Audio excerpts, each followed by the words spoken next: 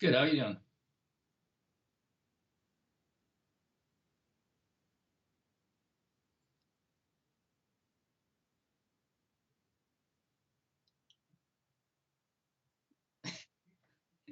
I can hear you. I'm watching on TV, and it's got like a time. So it's got like a time delay, and I'm trying to get situated. So I'm waiting for your mouth to stop moving, but you've already stopped moving because it's like 5 seconds behind. So I'm gonna try to not watch that. All right.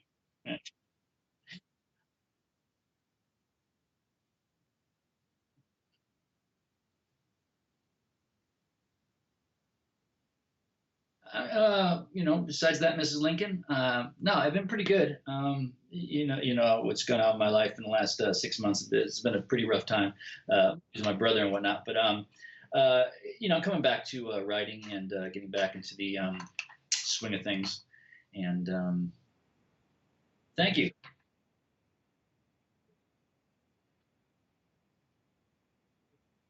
Yeah, yeah, because the Jay Porter stuff is contracted with Ocean View Publishing, and while I was writing the Porter stuff, I've always written a separate standalone.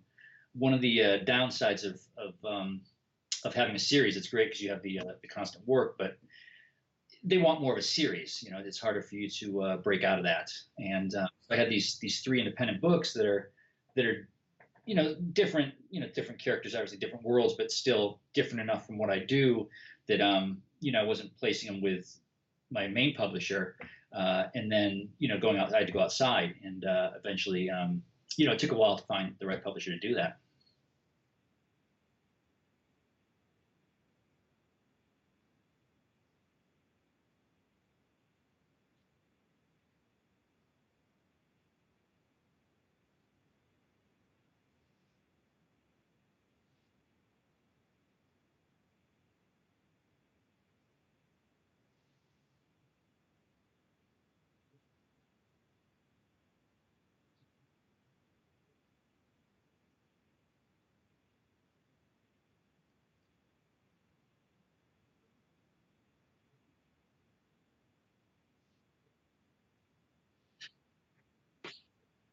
Sure, yeah. I mean, I love talking process. This is what I went to school for. This is what I do in my free time. This is fun. So.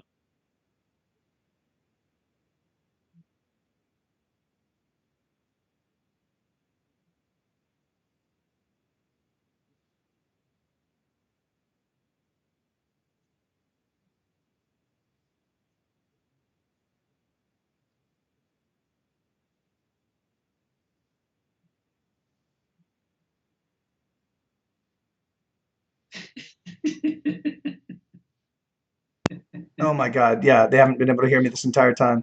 All right. All right, there we no, no, wrong, wrong, wrong. Oh my God. There we go. Sorry about that, guys. Wow. Sorry.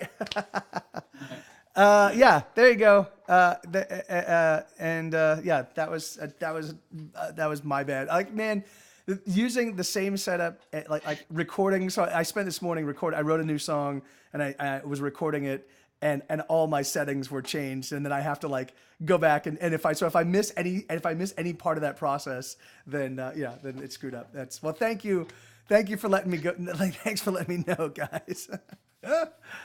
um, but yeah, so I was saying, so I'm gonna have to, yeah, I guess, repeat a lot of this. So the idea behind this show, I was thinking, is that we kind of follow with, like, we would start sort of at the sort of like the beginning of the creative process. So like, all right, you've got an idea for something. How do I take that idea and how do I turn it into something that I can sell? How do I turn it into something that I can, and then once I've got the thing that I can sell, then how do I get it to market? And then once I get it to market, then what do I do to actually promote the thing? And there's lots of sort of steps, and each person kind of has a different sort of workflow, and each person has a different process by which they tackle all this stuff. So that was the idea behind this show, Cars at Night. Was it was going to be just a conversation between two people that do that kind of stuff for a living, and kind of how they, and just kind of talking about the travails and the triumphs, of that whole process. And so for the people in my chat right now, and obviously for the people that are watching on YouTube later on, My guest is a fellow by the name of Joe Clifford. He's an author. He actually has, you have what, 10 books that bear your name. Is that correct? Not including the anthologies I've edited, which is brings it up to another 3. So I'll have, I mean, by the time this 3-book deal is done, I'll have a total of 13, including the anthologies I've edited. That's I did awesome, man. Springsteen one. I did just the one on Alcatraz, and we did the Johnny Cash one, which Micah Schnabel from Two Cow Garage wrote the forward to, which was pretty awesome. He's been a long time fan of his. Yeah, I'm excited. I have yet. I mean, as we were saying in Facebook messages, I have so little time for reading. And usually it's at night, and I get a few pages in, and I fall asleep. But what I've been doing for a long time is audiobooks. And so the thing is, like, so I'll pick up a bunch of your stuff in audio format, so I can listen to it when I take the dog on walks. The dog is like right. I'm not sure if you guys can hear, but the dog is right behind me, crunching on a bone. So if you hear like the sounds of like, that's actually the dog. Yeah, I got a lucky dog will make his entrance eventually. He's an 8-pound poodle who does not like to be left alone very long. So oh yeah, at the door. So I was guessing that, like, if we just like we start at the beginning in terms of like, actually I'd like to talk about us for a second, because your brother your brother, it must have been, I was thinking about it. It must have been 2006, 2007, somewhere right around there, maybe 2008, like maybe earlier. It's such time for me is such a elastic thing, but I know it was. But he reached out to me and was like, "Hey man, I'm a big fan of your album Ordinary World." Yeah. And then he was like, and my brother wrote a book, and I don't know if he got, I think he said he did get permission from you, but he sent me a copy of a manuscript of Junkie Love, and that book rocked my world. It was, I mean, the thing is that, like, I like stuff that speaks plain, and that's one of the things I really like about your writing it's sort of gut level, visceral, writing, and that book in particular, because of my own experience, having been just at that point in time, just a few years out of that lifestyle, it really resonated with me. Yeah. Yeah, man. Like the thing is that, like, yeah. So thank you for writing that book. Sure. I mean, I found you because I was going to grad school at the time, and my buddy Christopher said, "You got to hear this song." And I went over to his place. He had a place on the beach, and we were both just, anybody who's in a writing program, you're already, you're kind of misanthropic, and you're not. I mean, if you're deciding to do this with your life, the arts with your life, you already have some things stacked against you. You're not much of a people person. In fact, I'm watching this, because I can see my face on this, right? Yeah. And I don't realize how miserable I look all the time. I have one of those asshole resting faces, and I'm really, like, I'm not that angry.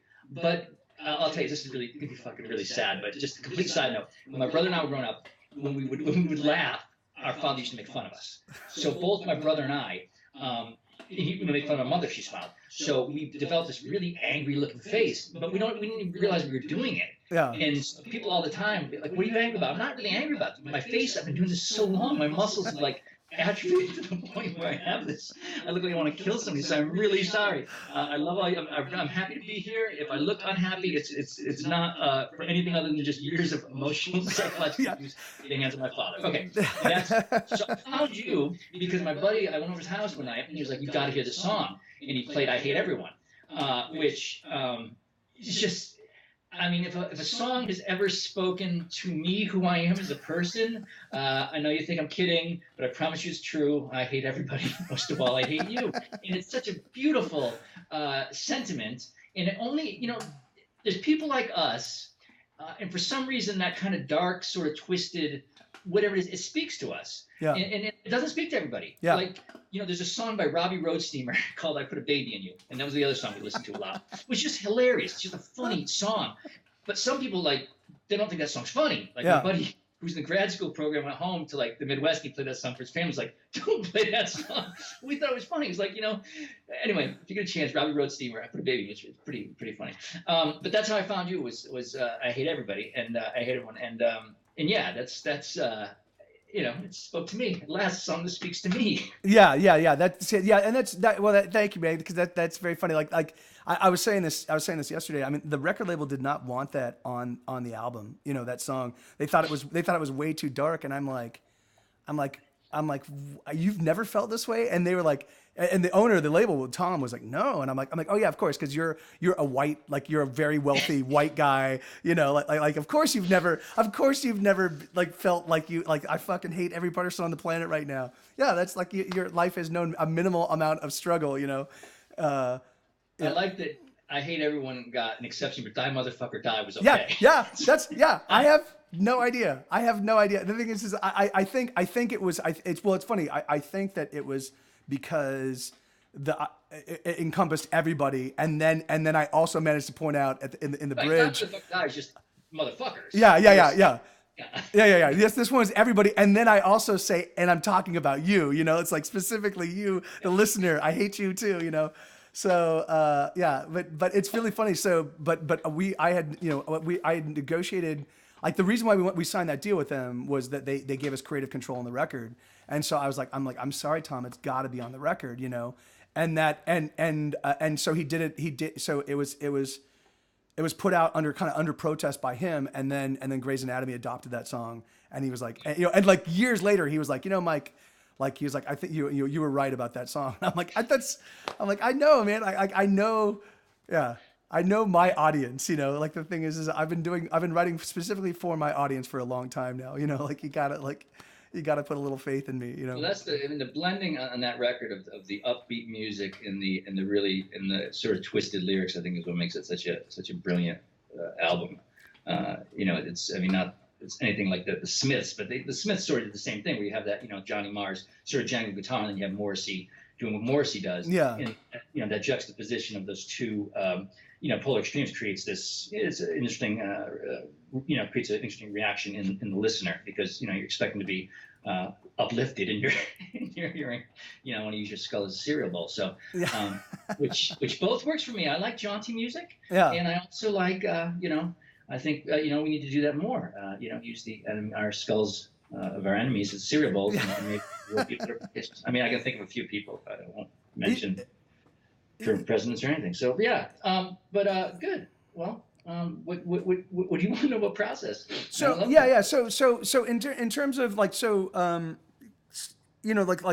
actually going from the very beginning days, right? So when you're like at what point in time were you like, I got a book in me, were you always thinking like, this is what I intend to do with my life. I intend to write for a living. This is like, I guess when I was 19 years old, I went to England with a buddy of mine to go find Syd Barrett. Right on. Okay. So I was a huge Pink Floyd fan. I remember talking to a psychiatrist and they're being like, so you listen to Pink? That's not surprising. Most fucked up kids listen to Pink Floyd. But I was really into Pink Floyd. But only a certain kind of guy is going to fly across the ocean and then go hunt down the reclusive, paranoid schizophrenic former lead singer. And I found him. I found his house. I knocked on his door. I knocked on his door and Sid told me to fuck off. And I sat on his lawn and I read Catcher in the Rye for the first time, which is also how I named my son Holden. So it was one of those pretty memorable experiences. But still, if you look back, that whole thing is kind of weird. Like, who does that sort of thing? Well, the kind of guy who's going to grow up to be an artist. Like, that's what I was going to do. I'm not going to work in a factory. I can't do a 9 to 5. I just can't do it. Yeah. So what do you do? I mean, there's a lot of hours in the day. So, I mean, what I did with anybody who doesn't want to get a job and can't work with authority and wants to do things their own way, I became a junkie because, the hours are great. Yeah, right? yeah. It's a lot of hours. Overtime is mandatory. You might hear I talk a little fast. I still have a little bit of a stutter because the amount of especially meth and other drugs I did. I have some brain damage. I mean, there's no problem. I mean, I communicate fine writing, but when I talk, I do get very nervous. I start talking fast, and I was on this HuffPost thing once, and it was like for was like drugs. It was like recovering drug addict or something. But like the whole interview, I'm doing this because I'm so nervous, so I'm touching my face the whole time. And I look at him, I'm fucking crack. But I get really nervous, and that's never gone away, even though I stopped doing that other shit. And out there living that way, you don't want to say something like that was a good experience, because obviously it was a horrible experience. Yeah. Horrible experience. But all my friends to this day I made, my best friends I met out there. The closest my brother and I ever was during that time. I got a writing career out of it. In fact, I was telling my son one day, my son's 7 now, but he was probably 5 or something like that. And I was trying to tell him, I was like, Holden, you got to work hard in this life. You got to find out you got to work hard and put your nose to the grindstone, because I'm a dad. Yeah. And he said, all you had to do was live without a house and fall off your motorcycle. Because I was homeless and I had a motorcycle accident. Those are the 2 things that sort of defined my career, shaped my career. But yeah, when you get off drugs, there's really only one place you can go, and that's academia. I remember being in college, and I felt ashamed because I was 34 years old. There's all these beautiful young girls, and I have a bicycle, and not because I'm riding a bicycle to save the environment. Like, fuck the environment. I can't ride because I have a driver's license, because I have warrants for my arrest in 3 states still. Yeah. You're not feeling very proud of yourself. And I was a lot smaller then. I was 150 pounds, and so I was complaining to one of the professors one day about how bad I was like, no, you don't understand. Like, you have a story to tell. Like, these other kids here don't. Like, you have real world experience. You can come here and you can offer something that other people can't. And that was the first time I felt good about myself in, 10 years.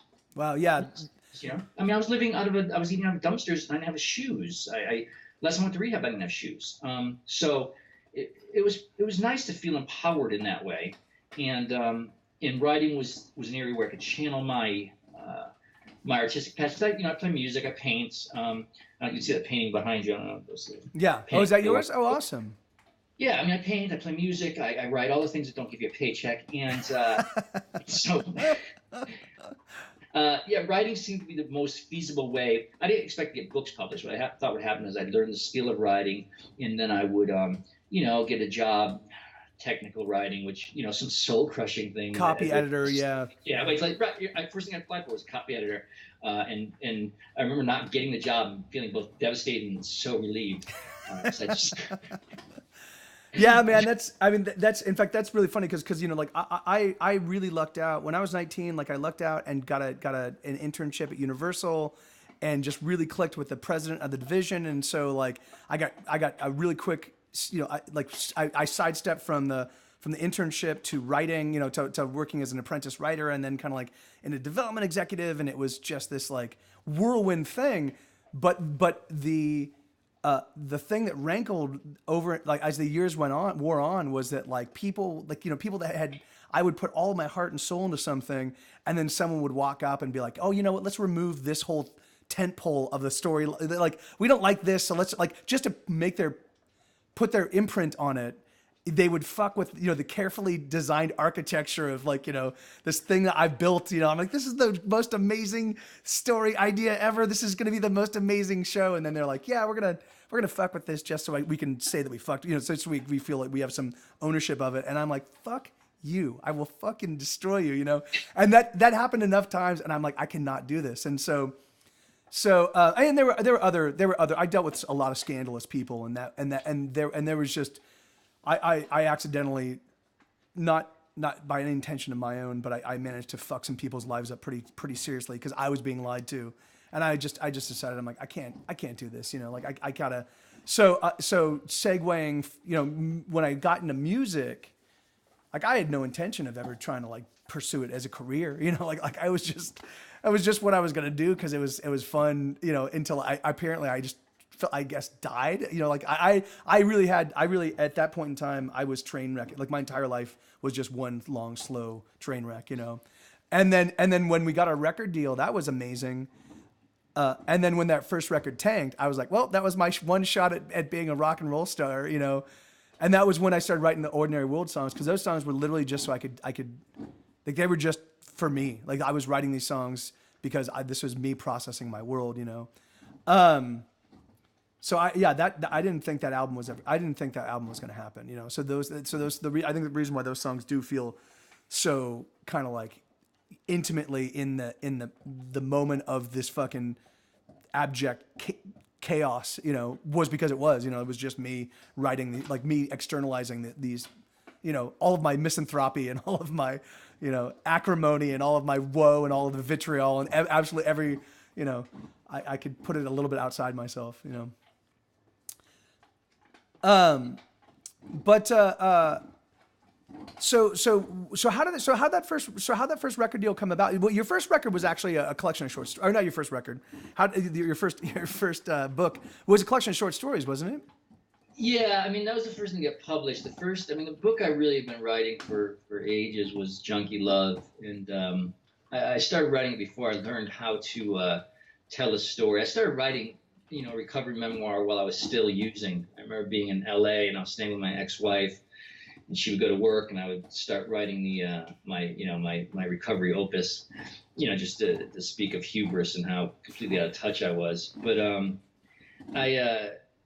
you know, when I finally got a book published, it was the short story collection Choice Cuts came out, and then Junkie Love came out, and then Wake the Undertaker came out. But those were very, you know, Junkie Love was the biggest of the three by far, and Junkie Love caught it had a nice little cult, you know, got picked up a nice little cult following, you know, got named by Recovering, by Fix Magazine as a top recovery memoir and that kind of thing. And awesome. I got Jerry Stoll to write the forward to the second editions coming out. So that's where I sort of got a little bit of traction. But after that, you know, it's what are you gonna do? You can't, you know, I can't write the same. I mean, I don't know if you found this with Ordinary World, or any other work that seems to be a kind of the hallmark where people are always talking about it. I mean, I'm not complaining, because like somebody talks about your book, it's fantastic. But Junkie Love's a tough book to overcome, because I can't do anything better than Junkie Love, at least according to, you know, people who read me and who like what I do. Yeah. And I've written some great books, I think, after that. But much like Jerry Stahl has Permanent Midnight, I think there's something about a true story. I think there's something about something so intimate where you're letting somebody in and seeing, you know, behind the scenes. Where you know, I write crime fiction, I write commercial crime fiction, Lamentation, the Jay Porter series, these new books. They're designed to entertain. They still cover darkness and drugs and bad people doing bad things, but they're you know, they're fiction. They're fiction and designed to entertain. That, you know, I'm using a skill I went to school for, and my, you know, like you said, you don't have a lot of time to read, and when somebody gives you their time to read, you know, they're giving you like a month, and it's an obligation I take very seriously, and I want to entertain people, and I don't want to, you know, I know there's fans of David Foster Wallace out there. I fucking hate David Foster Wallace. Not personally, I never met the guy, but I mean, I'd rather go to the dentist than read David Foster Wallace, because I can't get through it. I start reading it, and my eyes, you know, start drifting, and I don't know what the fuck he's talking about. I want to write a story that people can read, can follow along, and know what's going on, and talk about emotions accessible. I mean, that's the magic formula of what we do, right? Yeah. You take the universal and make it unique. You take the unique and make it universal. Yeah. Amen. And so you want to be relatable, and if I can't relate to somebody, and I can't relate to most literary fiction, just because I can't. I don't know what the fuck they're talking about half the time. I just don't know. Yeah. They're not that great. Yeah. In fact, that's funny. I've noticed that my taste in books, you know, like when I was a kid, I really loved Henry Miller. I really loved, you know, like these, like sort of like these guys that had more like erudition, you know, and I can still go back and I can still read passages and be like, oh yeah, I remember that, and that's awesome. There's still some literary wizardry that they perpetrated that I'm like, I still remember with fondness. But I can't. The thing is that, like, you know, I read the people I can read and be like, this is great, is like, you know, Bukowski or Terry Pratchett, like these guys that these like short, punctuated, in and out. I'm a big Terry Pratchett fan just because I like the humor, you know. But it's not yeah, like, you know, I used to like Henry Miller a lot. Yeah. A lot.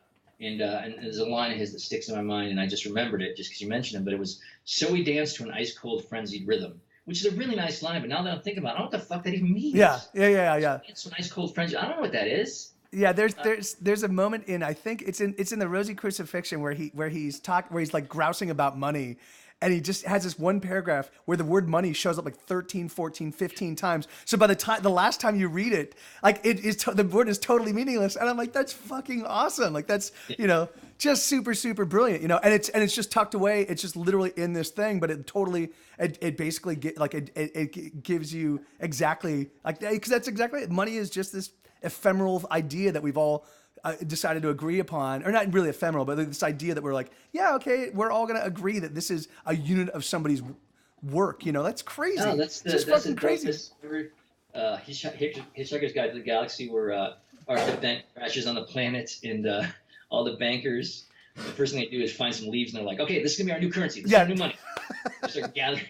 No, it's when you think about all that, anytime I hear something on the news, and this is where all crime fiction comes from, really, these horrific things people do, but you'll see this awful, awful crime, right? Somebody did some terrible thing, and then it'll always be followed by somebody saying, like, I can't understand how somebody would do that for just money. And like, are you fucking nuts? People will sell out their mother for money. They will do anything for money.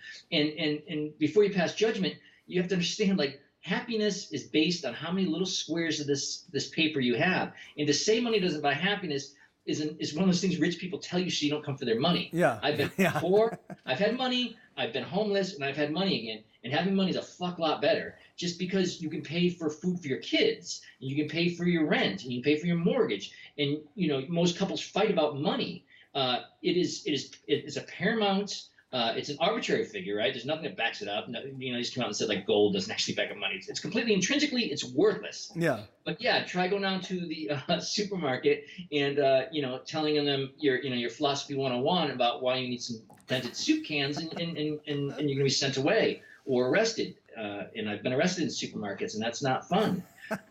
So yeah, it's a weird construct. It's this thing we agreed upon, and we got to deal with it.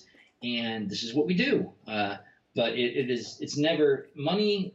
It never ceases to amaze me what a weird thing it is. I mean, it ruins friendships, it ruins marriages, it ruins life. If you could have a system where we trade apples and oranges, womp them like we did, like the Native Americans did, that'd be great. But I don't think we're giving up. I don't think the Koch brothers are giving up their $87 billion or whatever. What did we see the other day? 82% of the world's wealth went to the top 1%. Yeah. They're not giving that money back. Yeah. Oh yeah. No. Yeah. And the thing is just like, it's that actually, well, first off, the thing is a friend of mine, an old buddy of mine actually was like, money is freedom.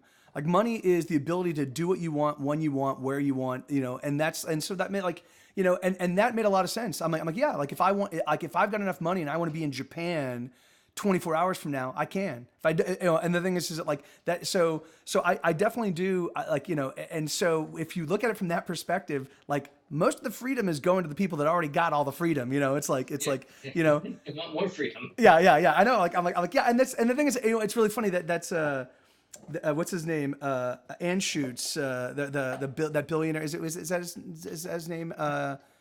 Oh no, Carl Icahn. Sorry, Carl Icahn.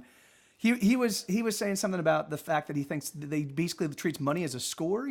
Like, and I was like, if that comes out of your mouth and you're that wealthy, like, you should immediately just be like, just flushed out of the planet as a human being. The thing is, like, that's ridiculous. There are people that are dying. Like, there are families who are like, whose children are dying because they can't afford to take care of their kid, and this guy's like, yeah, money's a score. I'm like, I will find you and I will hunt you down, and I will remove your belt while you're still alive, But I won't. No, it's heartbreaking. And somewhere tonight, a family of 4 roasts a squirrel underneath a freeway, and we're just going to drive by because if you comprehend that and actually internalize it, your heart would break. See, that's why you walk by. That's why you're like, I can't save the world. Sorry. Yeah. But no, it's terrible when you're. I remember being in Miami because I went to grad school there, and if you want to see a city that that highlights the stark disparity between the have and have-nots, I mean, Miami is amazing. And I remember walking by this, Lamborghini, I'm assuming it's a Lamborghini. I don't know anything about cars, but one of those really fancy looking cars that I will never be able to afford.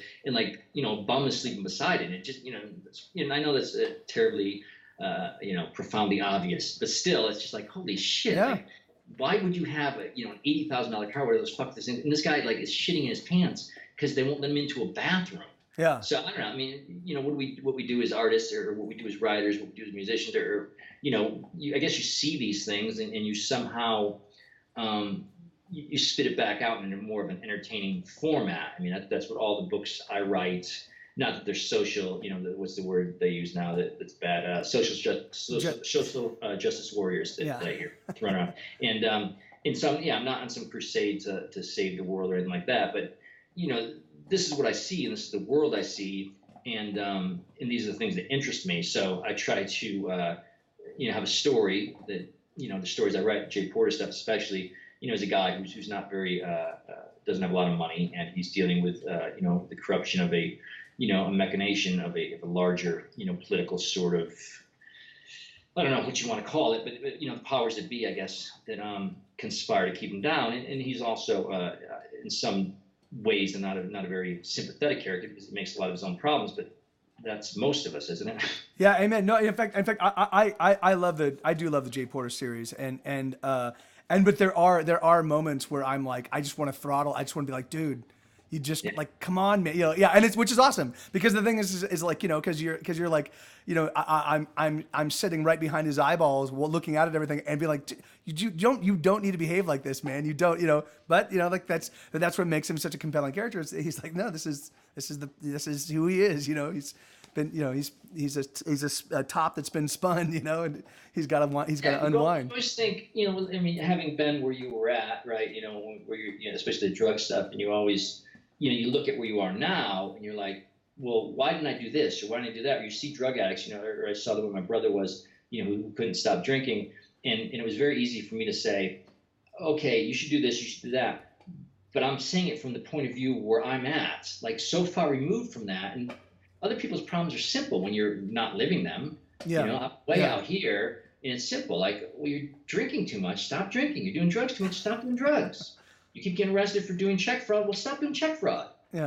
It's a very simple solution. When you live that life, and I've lived that life, you're thinking screwed up, your brain's screwed up. So a guy like Jay Porter isn't as far gone as that, but he's still operating from the point of view of a guy living that way, and your responses to situations from a guy living sort of an extremist is going to be different than somebody, sitting in a nicer house, or sitting on a couch, or at least have, the roof over their head and not having to worry about, like, oh, I only have $300 in the bank because I can't, I'm not going to pay my rent this month. In each situation, the more stressful it gets, it compounds how you react. Yeah, and that's actually one of the things I like about that Jay Porter character. There's also sort of this and it's funny because I think this is one of the key attributes of his character that I identify with, and I wonder if this is not a reflection of you as well. There is this certain there's a certain component of pride,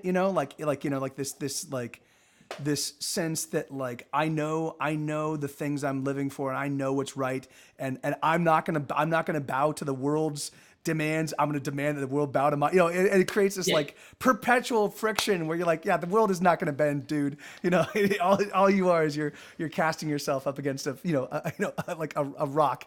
It's not gonna bend. I fought the law and the law won. That's Yeah. That's just about every story. It never works out the other way. There's a great story about Dennis Lehane, who went to I went to the same grad school he went to, Florida International, and it became like an urban or whatever, a scholastic myth. But the story about Mystic River, which the professors there, if they're listening or they listen later, are gonna write me and tell me, to stop spreading this rumor. But the story always was, when I was at school there, was that Dennis Lehane wrote Mystic River as his thesis novel, and the professors wanted him to change it. And Dennis Lehane said, "Fuck you," left. It got made into a movie, this this bestseller, and everything. And then the professors called him back and were like, "Come back, please come back. We'll give you your degree." And that was a story we would tell each other, all the students. Because it's one of the cases where somebody fights the law and wins. But I mean, that's what, like, Cool Hand Luke. That's the appeal of that. I mean, how many stories are about one man, John Brown, and how many fighting against Rocky. That Rocky's a huge influence in just about everything I do. But this fight you can't win, and you keep fighting anyway. And it's an American idea. I think it really is distinctly American, that you don't have to be good at something. You don't have to have skill. You just have to be able to take a beating and not go down. And it really speaks to a lot of people. Because we've all been in that spot. So we all want to quit. And just getting up every day is an act of heroism. It is heroic. And going to a job you hate is heroic. And sitting in traffic every day is heroic. And coming back to like that's all that's working class hero stuff. Yeah. John Lennon was singing about, and it's pretty miraculous that we're not running out of our houses screaming down the street every morning. You open up the Facebook or as my buddy Peterson's line, but you open up the news and you're just like, holy shit, again, like another fucking mass shooting. And then you make the mistakes of clicking on comment section. You read, you're like, holy shit, why did I just do that? That's You read something, you're like, there's no way any of you could possibly disagree with me on this. And then you read the comments, you're like, holy fucking shit, they really do. And you feel like you're a different species. These are aliens. And it's really simple. Like, why do people keep getting shot? Can't we do something about that? I'm not saying, I'm not, nothing about guns, nothing. Just like, hey, if there's a mass shooting every day, can we do something so there's less of those? The most simple, innocent of responses, and people will still get mad. I know, and I love that the two solutions proposed by both sides are remove the guns or just make sure that everybody's got guns, and that's I'm like okay, well there's probably other solutions like that doesn't have like if the people that want to give everybody.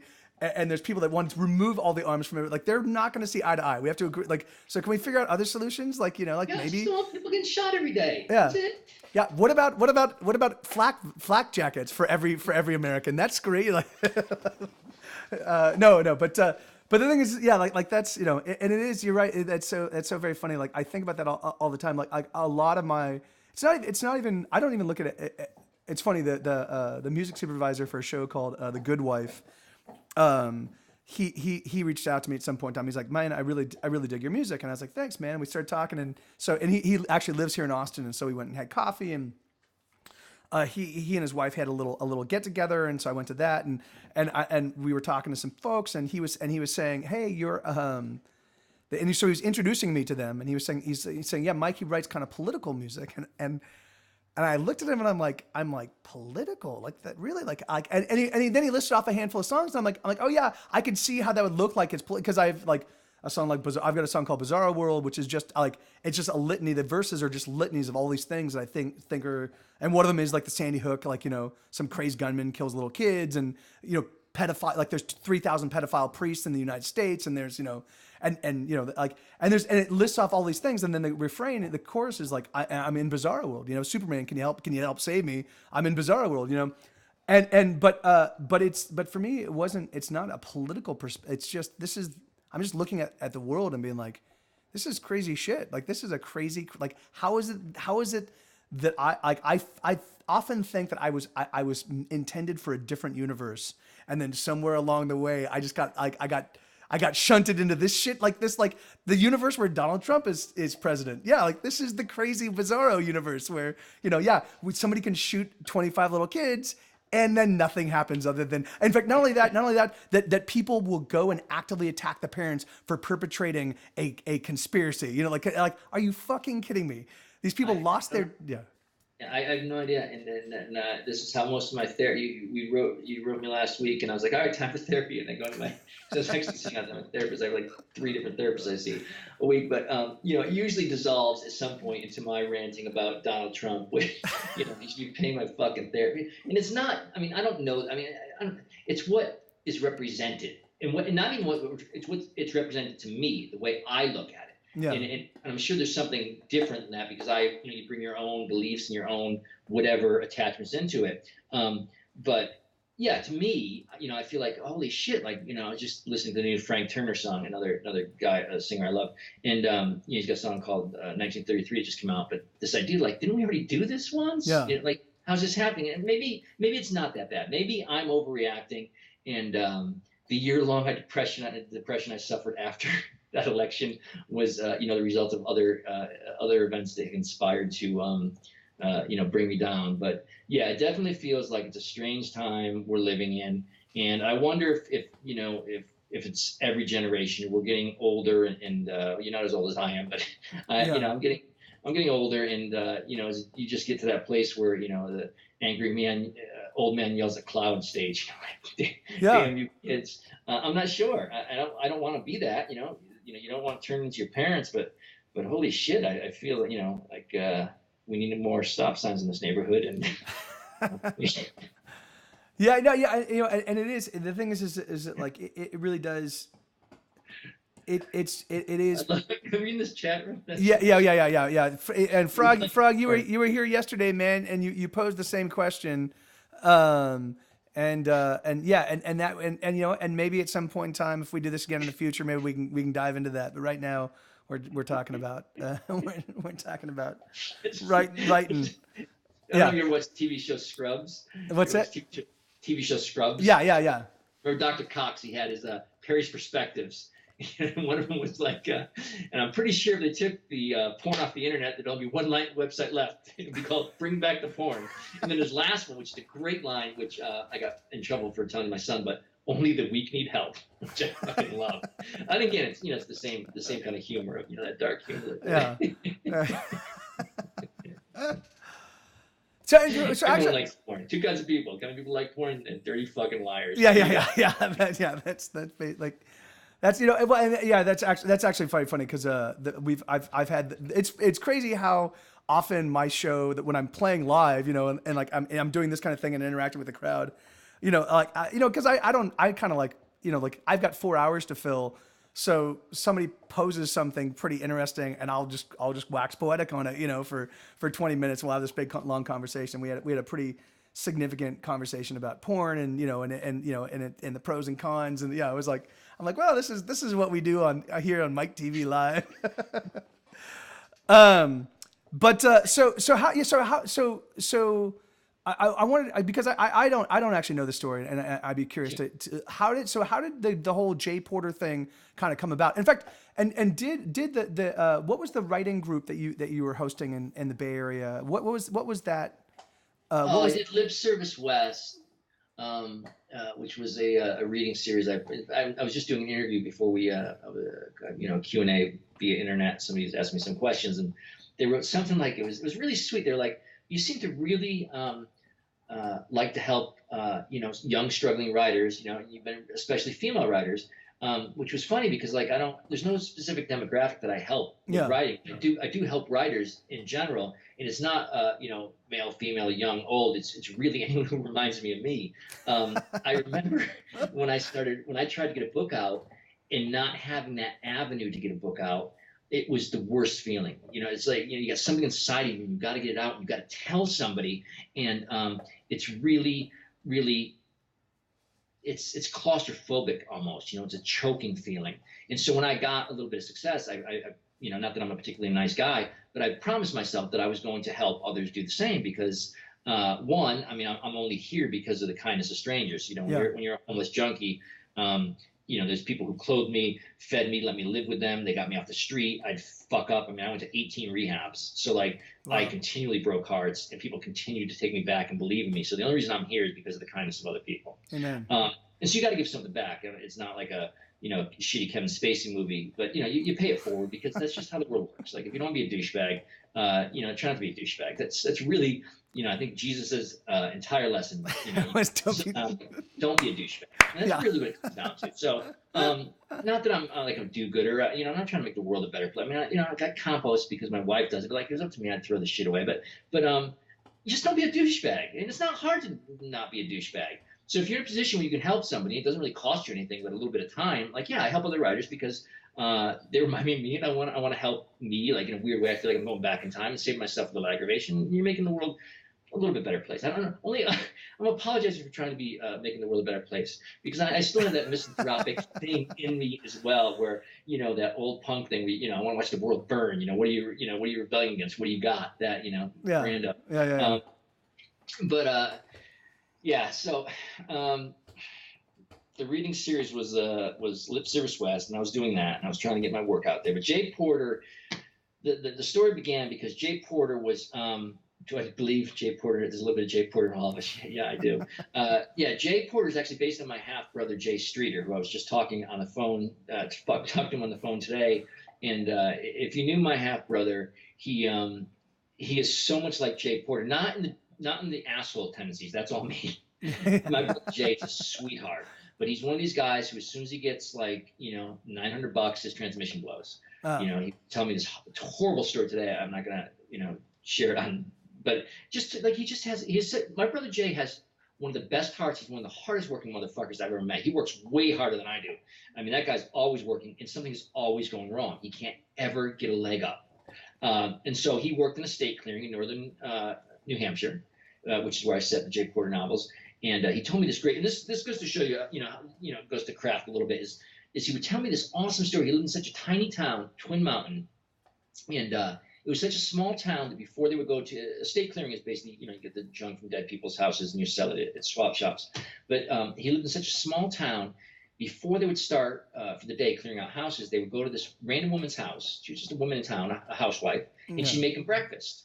Like everyone knew this was like an unofficial restaurant. It was tiny, crazy. Stuff at this woman's house. She'd make you a couple eggs, bacon, $3. You were $3. That's it. And I love this story. So that was the first story of the Jay Porter, first scene in the Jay Porter book. But it's funny because when I wrote the whole book, I went back and looked at the whole story, and that scene didn't fit, so I took it out. Kill Your Darlings.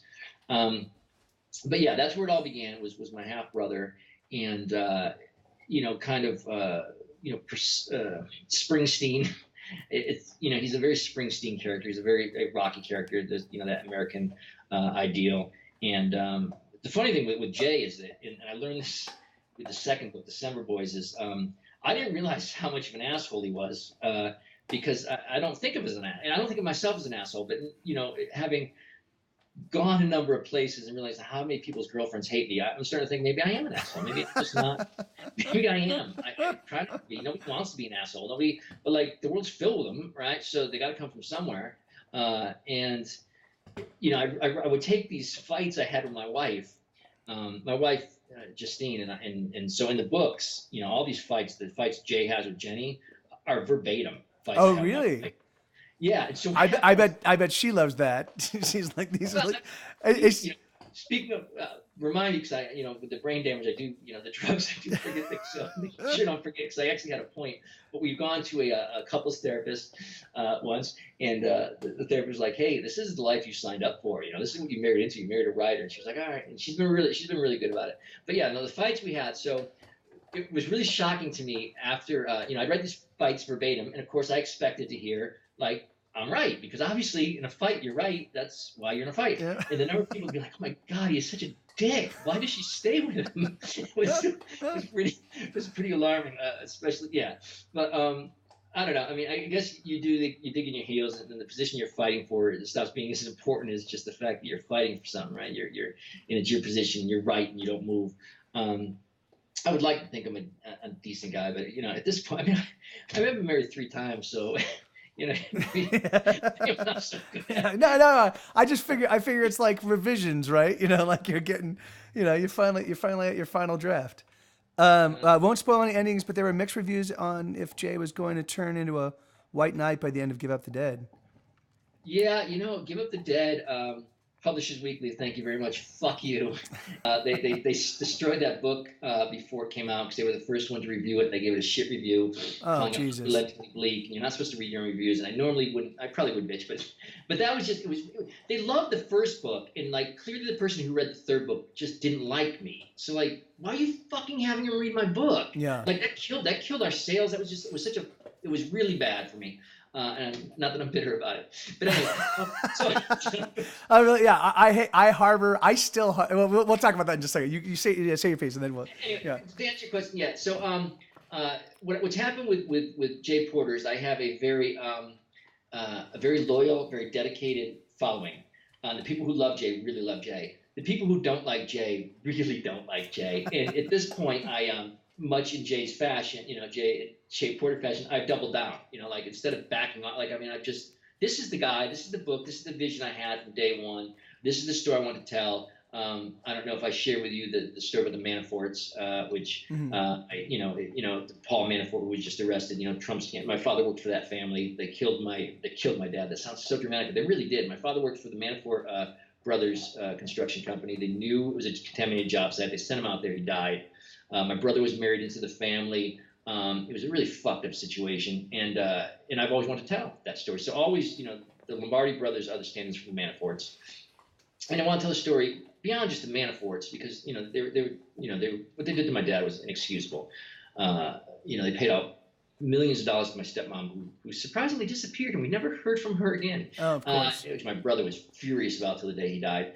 But more than just the Manaforts, it's this idea of absolute power and having somebody being able to lord their power over you. There's this great line in The Dark Knight Rises where the guy says to Bane, like, but I paid you. And Bane says, I went to the Bane voice, but he's like, what, you think that gives you control over me? Yeah. But there is this idea, like, I give you money, well, now you belong to me. Well, Yeah. no, and in the case of my dad, and not to make it sound like I got along with my father, I didn't get along with my father at all. We hated each other. I wouldn't say hated, but we, fought. Our relationship was very cantankerous. He didn't like me any more than I didn't like him. But he was still my dad, and I was still his son, and he didn't deserve to die, certainly not that way. Yeah. And the fact that a company did the job, they knew it. You could find this stuff. If you want to Google, YouTube Joe Clifford and contamination concerns, there's clips up there that tells you the story. But basically, yeah, they sent him out to die because they decided that money was worth more than a man's life. And there's the Willa Cather quote, which is, even the wicked get worse than they deserve. Like, he didn't deserve that. Nobody does. And so that's the story I want to tell. One man against the world. But rather than having the White Knight, which I find boring, Norman Mailer said he'd like to have his heroes more than, a little better than everybody else. Like, I like heroes who are less than. I just do. I want somebody who's a little more fucked up, a little more screwed up, a little, when you operate with a very strict moral compass, but your moral compass is broken, where does that leave you? Well, it leaves everybody kind of wrong.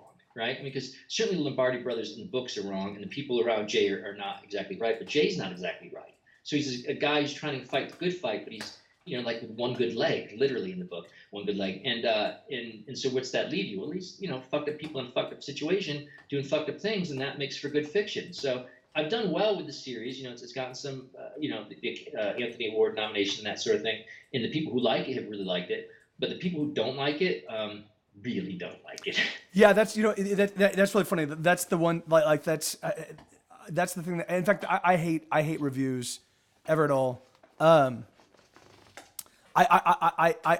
hate like the thing is, and for me the thing is I acknowledge and I have a great respect for the fact that my stuff only resonates with a certain subset of people, and so it's always frustrating for me when like people are reviewing my music that are not those kind of people. The thing is that like there was one review that ended up being used perpetually. Like, people kept referencing it. It was driving me insane. Because it was on All Music, so every time that album came up, they iTunes would use All Music's reviews, and it was like this. If you like this sort of thing, it's something like the Lincoln quote, like if you're into this sort of thing, then this is the sort of thing that you're into, kind of thing, And I'm like, all right, that's not too bad. Like, but then he went on to shit on the record, and I'm like, fuck you, dude. Like let's see. Like, and that's the thing is like for my money, if you should never ever write a review unless you've written a book. You should never ever write an album review unless you put out a record. Unless you've been through it and you've done it and you've dealt with the bad reviews, then you should never. No, and I understand.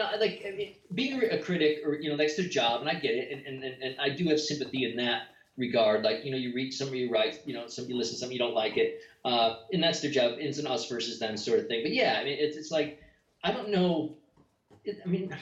You spend so much time laboring over this stuff. I mean, writing. You write 300 songs a year, something like that. Well, if I write a book, 2 books a year, so that's 140,000 words that makes it onto the page, but there's way more words than that. And I spend just about it. I mean, this is what I do for my full-time job. It's my full-time job. Yeah. And I spend all my time doing this. And you labor, and it's not like you ever produce something less than your best. Like if you go to Barnes and Noble, the only review of Give Up the Dead is still that shitty Publishers Weekly review, and it's the only one up there. Now, who the fuck is going to go to Barnes and Noble and read that review and buy my book? Nobody. Yeah. No, I wouldn't buy it. If I saw, I don't want to even buy I don't want to read the book after. It's terrible. And he's doing his job, or she, or whoever it was, didn't like it. But I swear, if it is a guy, and he's between the ages of like 40 and 55, right? And he's able-bodied, and I meet him at a conference, there's no chance I don't take a swing. There's no Yeah, there's yeah, zero yeah, chance. Which is so childish. I know it is, and I'm not saying I'm right. I'm not. It's like the guy who slept with my second wife, and I hit him, and it wasn't right. It was not right. yeah, I know, yeah, Not that's right. You yeah, should not hit people. yeah, However, that said, if I see the fucking guy that wrote that review, there's no chance I don't hit him.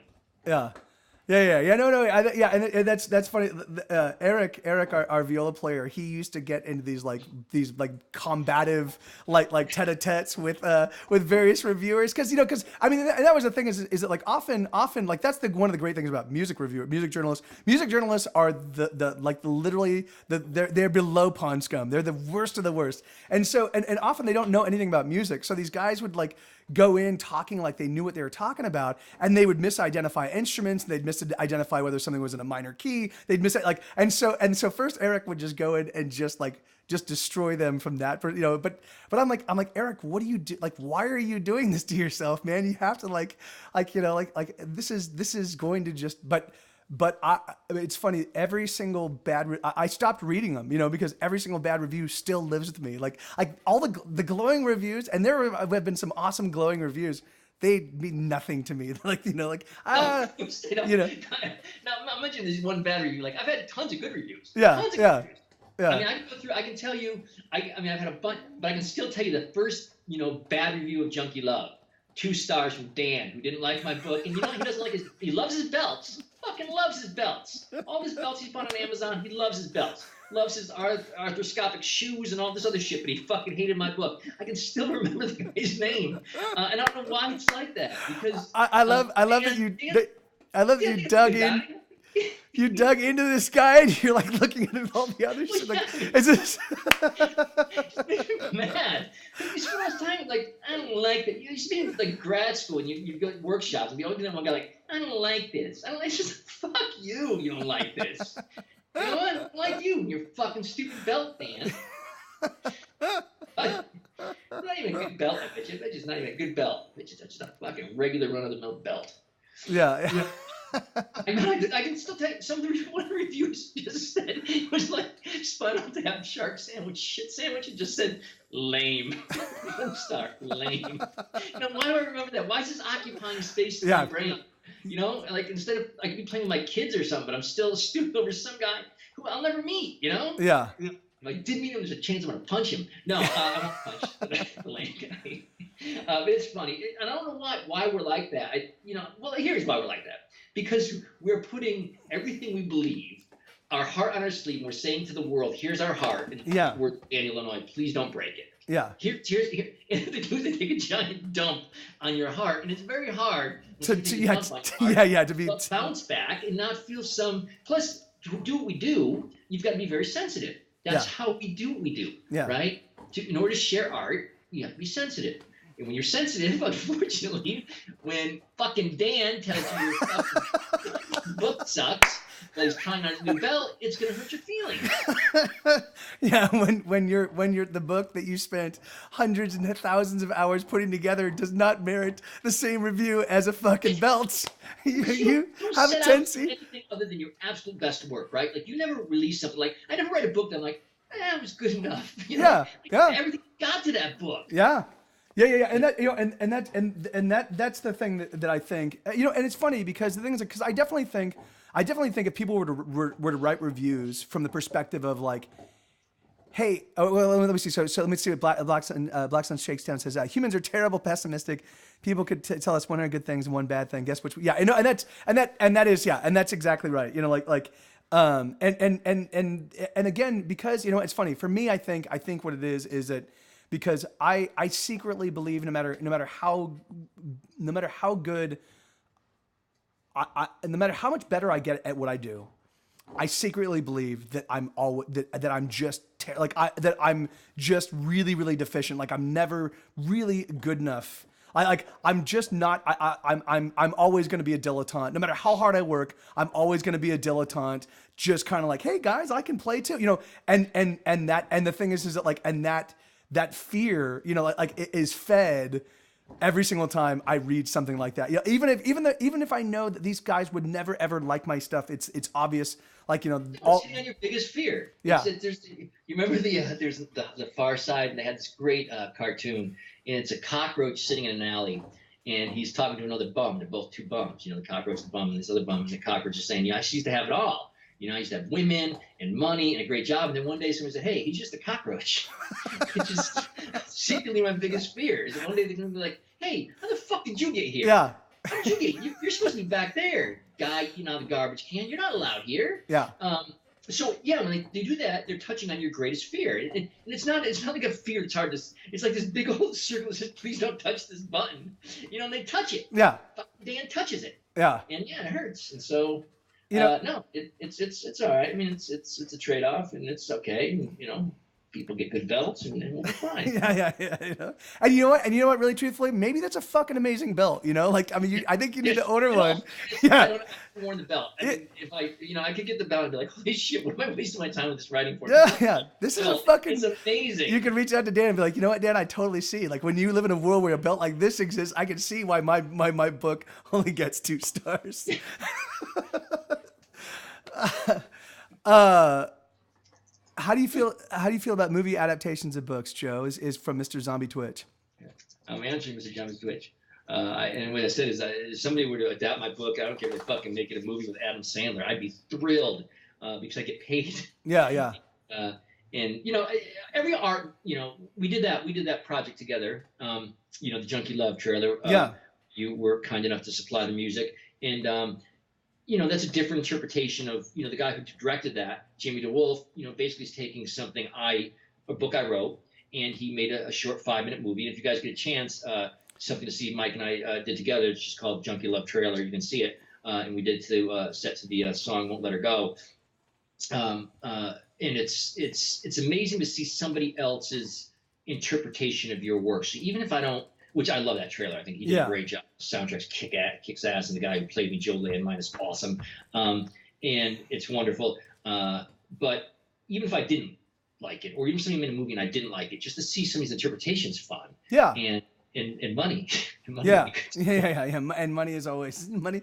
Yeah. That's that's the funny thing is it like, having lived, I mean, it's crazy because I don't think I could be like I don't have kids, I don't have a wife, mostly because, and literally because that's not for lack of trying. That's not for lack of, and really truthfully, the key objection for the people I was closest with, the ones that we were discussing marriage, it was mostly that my income, like that was the biggest objection, was that my income was so tumultuous, which is crazy because there were years where I did really ridiculously well, and so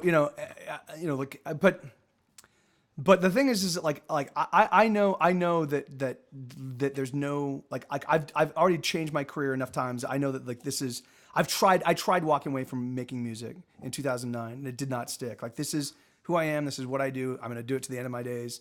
And until Twitch really kind of kicked in for me, I was just treading water or I was going under. Like, it was like there was a slow attrition, slowly but surely, like all of the metrics, like the Spotify plays were going down, the album sales were going, I was like, no matter what amount of work I put in, I just kept seeing, things like slowly but surely evaporating, and that was really, really frightening. And I know that there's no protection against that, like even, I mean, right now, because of Twitch, all of my metrics have been going the other direction, which has been awesome, but the thing is, like, I'm certain that Twitch, like MySpace and like Facebook and like they've all got their life cycles, and so, and then what happens when that goes away, what do I do? So I don't, I have no idea.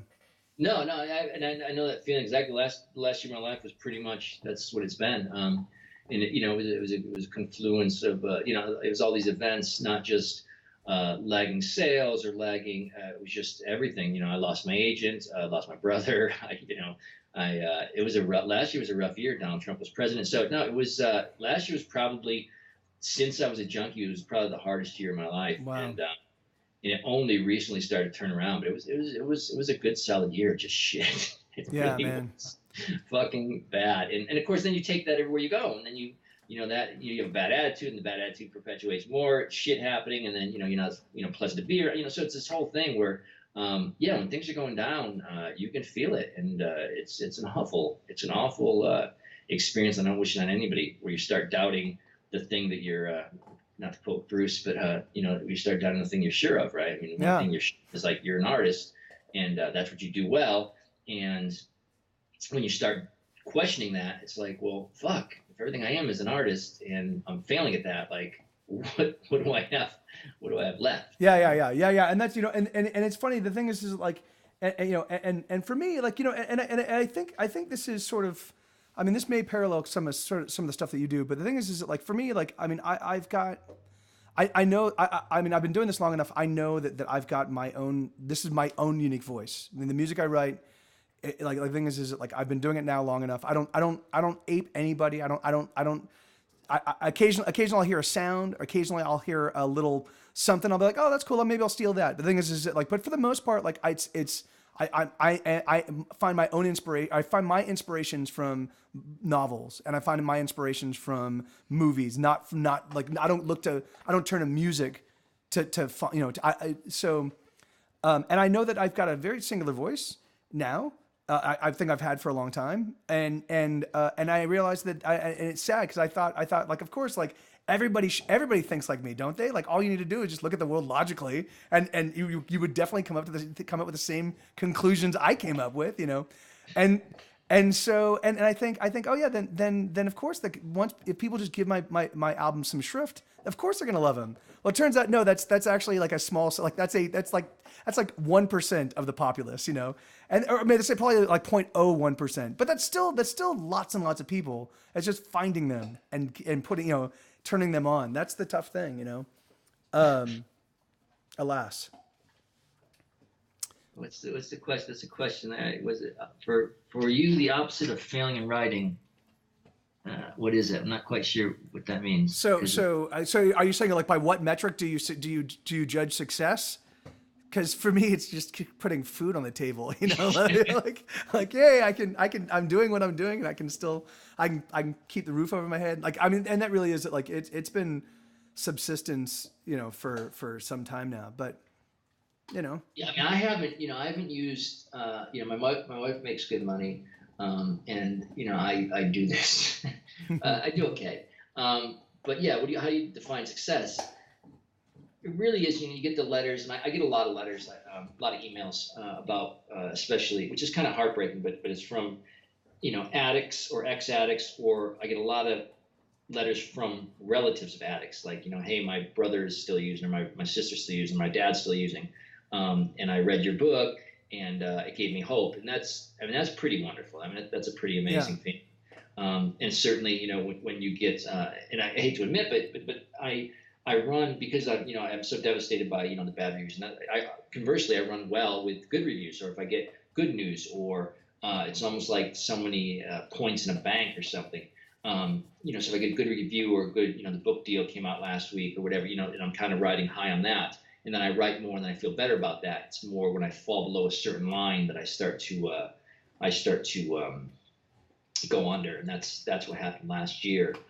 Which doesn't really impact the work, because I mean, I felt like I produced, the best book I ever wrote last year, which is the one that got away, which would be the first book released by Down and Out in December. Awesome.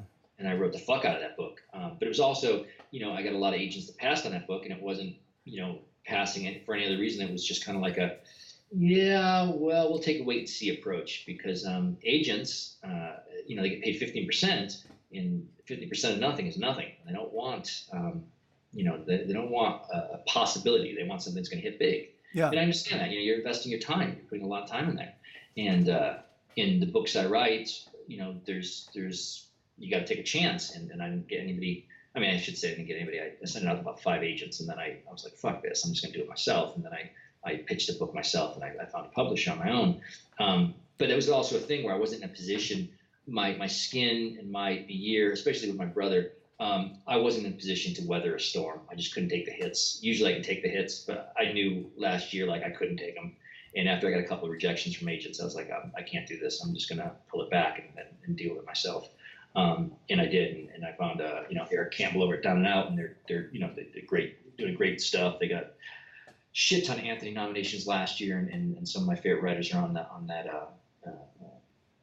publishing with them. So I'm really happy. That's awesome. Congratulations. At the same time, last year was a hard year, not to keep dwelling on it, but it was sobering in a lot of regards to realize, like, because after you stop doing drugs and you stop living like that and you start getting a few things, and you're married and you got a house and things are going well, you feel a little indestructible, like, oh, okay, I've kind of cleared that hurdle. And I realized, like, man, not that I would ever go back to being a junkie, but I'd blow my brains out first, right? Yeah. I'd have a nervous breakdown first. I'd pack up everything and go live in go live in Kentucky in a trailer park or something before I become a junkie again. But still, not to offend anybody in Kentucky, but I always say that, and there's like, I live in Kentucky. I'm like, fuck, sorry. It was just the state that popped in my head. I'm sure it's a lovely state. But yeah, no, I couldn't. I realized that my being is tenuous. It's you're never really cured, right? I mean, when you live that way, you come back from being a broken person. Yeah, you're mended, but not whole. Like the thing is, you're mended, but not whole, and you don't want to drop from high heights. Yeah. In fact, that's the crazy. I mean, it's funny because for me, like wounds, like I have such a reactionary our publicist, the publicist we used to have was prohibitively expensive. And and in 2012, I managed to license another song to Grey's Anatomy, which came out of the blue, and it was awesome. And with that money, I was like, all right, guys, we're gonna take this, we're gonna make this record, we're gonna do this record. It was Fury of Your Lonely Heart. So our fifth record, we're gonna do it 100%. We're just gonna do it right. We're gonna bring back Monica, our publicist, who cost $2,000 a month. We're just gonna do everything. We're just gonna do everything right. And we did, and the album sounded amazing, and our publicist sent it out, and we got 1.5 reviews. We got one full 4 or 5 paragraph review, and then another one that was just a little blurb. And that was all of that traction we got. And I for $6,000. It was a 3-month campaign. And I was like, you know what? Fuck music reviewers. You guys don't deserve my shit. And it's funny. So that's literally been the way I've been operating ever since. Fuck it. Hey, Sue. Hey, I know you're upset. Me too. It's fine, bud. He's a serious supporter.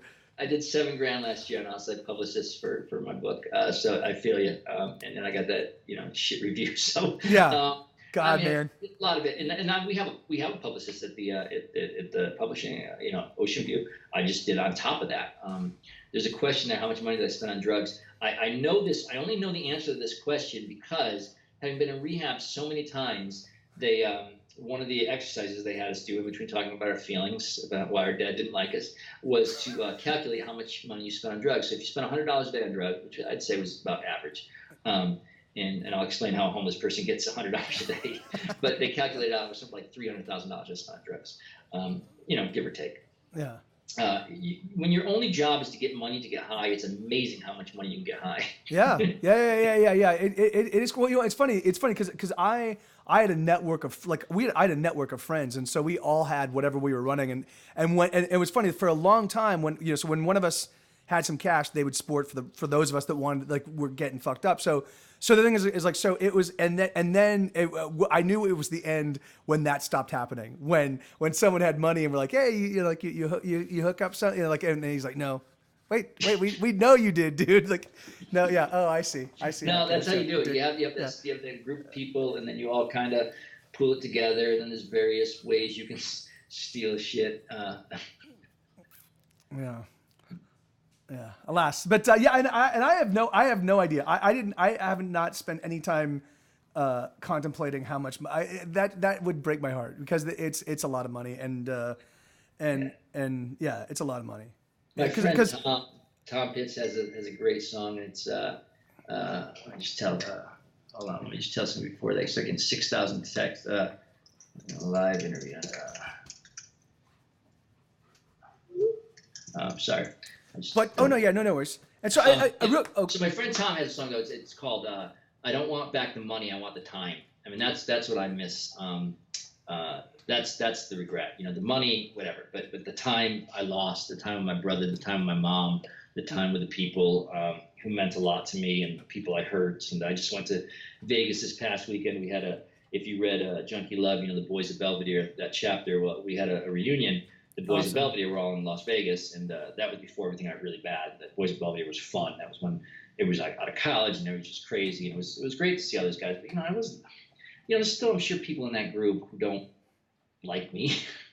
Not the group. It's like, you know, like I wasn't a nice guy. I did bad things. I hurt people, and you see people, and even the people who are nice to you, like, you know, you didn't give them the best of you, and you live with that. That breaks my heart, just knowing that there are people out there like me, knowing who I am now, and knowing that there's no, I can't go back to them and be like, look, there's no apologizing that can be done. There's no mending of those fences, you know, like that there are people that I've hurt so badly that you know, and that's the thing that really breaks my heart, you know, because some of them were super, super close and super tight, and I loved them with all my heart. And the thing is, and it took me years to realize, fuck, I totally fucked that up, and there's no going back, and that just, you know, that breaks my heart, you know. You can't go back, and you got to live with it, and then the people who die or the people whatever, and even when you get to where you are, you can't go back and like restore that time. So nobody gets out of that life unscathed. I mean, you take you carry a lot of scars, and rightfully so. I mean, you did something, you know, you made some mistakes, and we live with our mistakes, and you try to be a better person going forward. But yeah, it weighs on you, and it weighs accordingly. Yeah. There's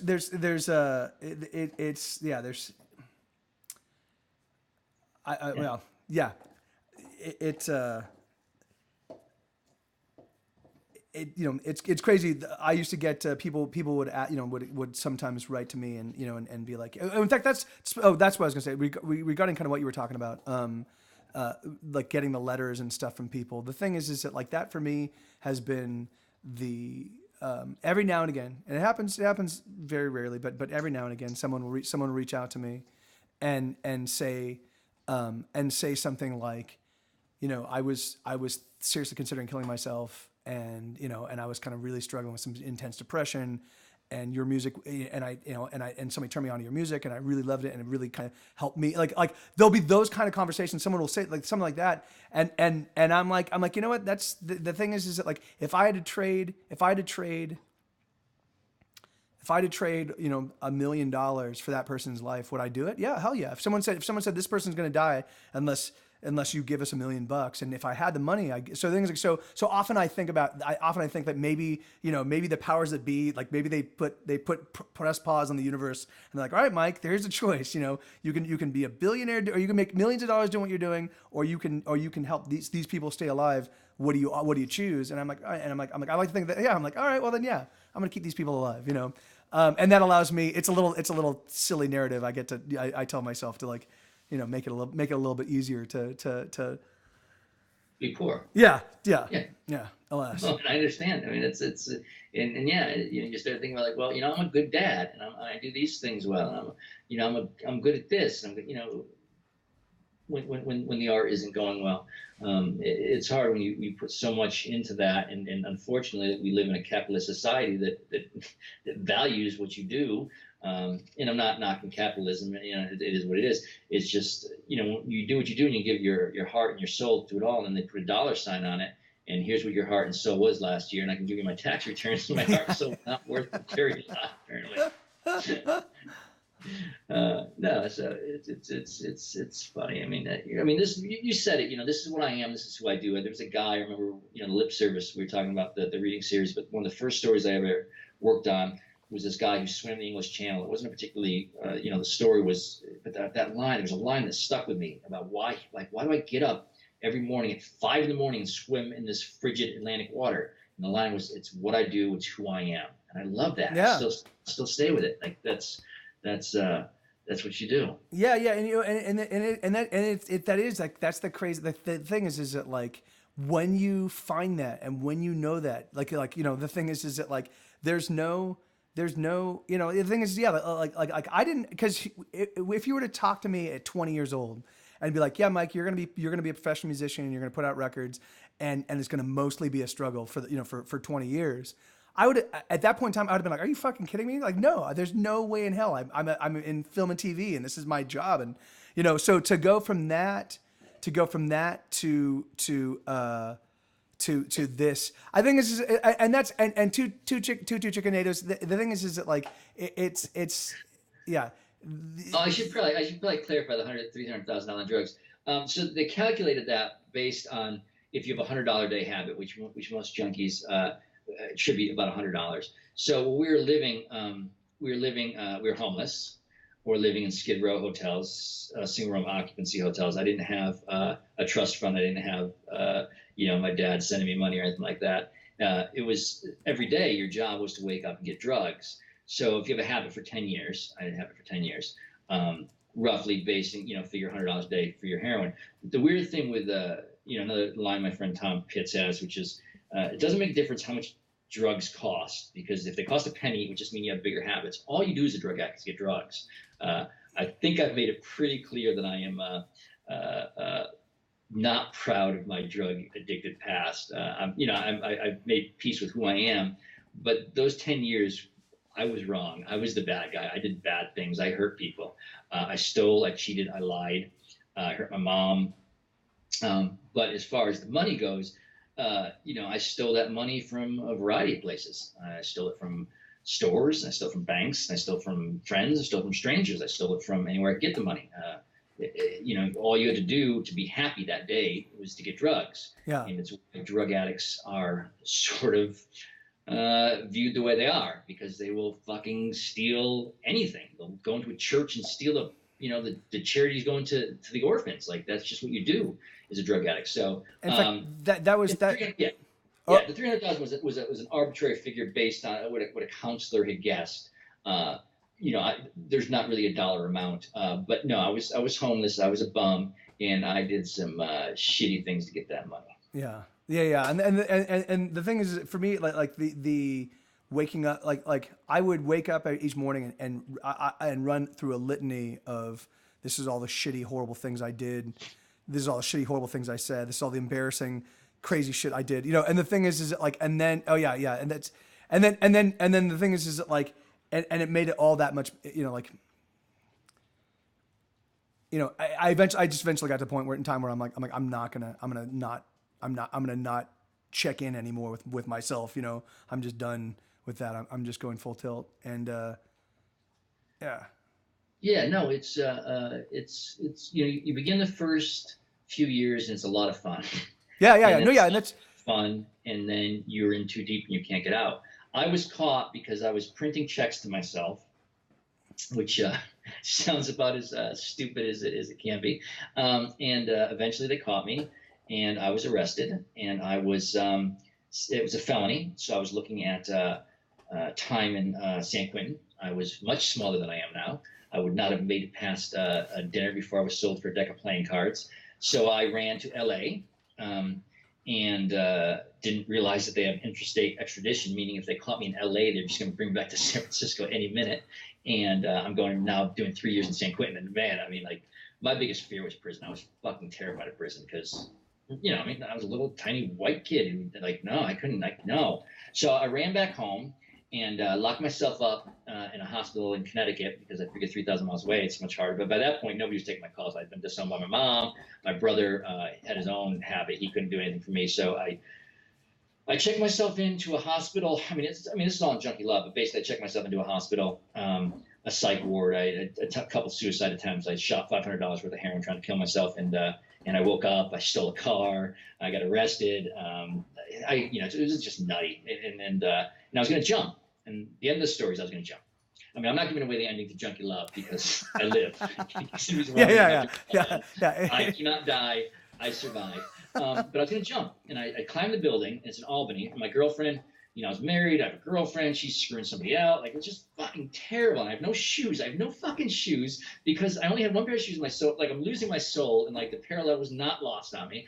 And so I'm and I'm climbing this building. I'm like, fuck this, man, I'm jumping. So I climb this building, and I'm going to jump, and I get up, I don't know how many feet, 30 feet, 40 feet, and I look down, and there's all these moms with their kids, and it's Christmas time, and you just have that moment, that your moment of epiphany. It's like, holy shit, man, I got a drug problem, which I know sounds ridiculous. Like, you probably should have realized it before now, but it's, you know, you can see something, then you hear something like, you know, bird in the hand's worth two in the bush. You hear it all the time. Then one day you're like, holy fuck, that's what it means, right?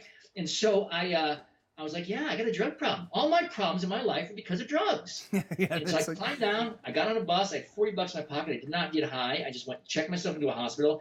You know, and I went to a detox, and they let me out of the detox, and they brought me back into a longer term. And they kept saying, you got to leave. And I would leave, and I'd be like gone for 2 weeks. And, you know, my mom graciously let me stay with her, but, you know, she was, you know, she's looking at me like, fuck, you know, waiting for me to steal. And I'm just a shaking ball. You know, because they've taken away the one coping mechanism I've had for 10 years now. I have nothing, and my brother's still using it. He's coming by, and he's kind of, you know, like, hey, what's up, man? And you know, I know relief is right there. Yeah, I can't. And so I checked myself in finally to a long-term program, 6 months, and the wonderful thing about people is when you're ready and you want a second chance, or in my case, an 18th chance, they bend over backwards to help you. In fact, if you go down to San Francisco, the public defender's office on 7th Street, there is a video playing. You can also find this, I guess, on YouTube. But there's a video of me talking about the Clean Slate program, and that's how I got my record expunged. That's how I got all this stuff, how I was allowed to come back. I started doing well in school, and professors wrote letters on my behalf. I was on the dean's list. I made honor society. I'd won the Leslie Leeds Poetry Prize. I was a Connecticut student touring poet, and I was doing well. And they wrote letters on my behalf, and they wiped my record clean. So my record was. Yeah, that's awesome. I'm a regular guy. And yeah, it's huge. I mean, you know, it's hard just to re-enter society, or, you know, you hear about ex-cons trying to get jobs and these kind of things. And I wasn't an ex-con, but I had a felony. I couldn't drive. I couldn't get my license again. Like, at any moment I could be arrested. And if they arrest me, like, I'm going to jail for 3 years in San Quentin. That's terrifying. Yeah. And they wiped my whole record clean.